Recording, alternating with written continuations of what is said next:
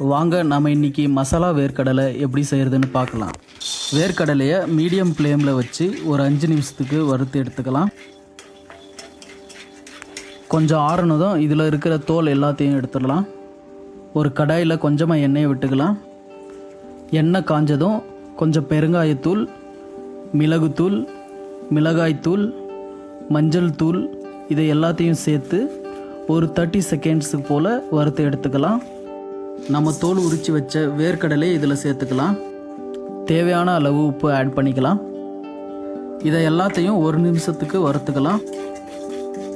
இந்த வறுத்த வேர்க்கடலையை ஒரு பவுலுக்கு மாற்றிக்கலாம்.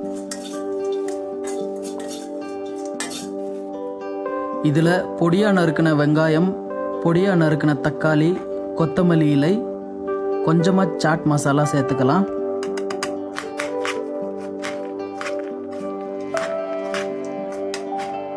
இதில் 1/2 லெமன் புழிஞ்சிக்கலாம்.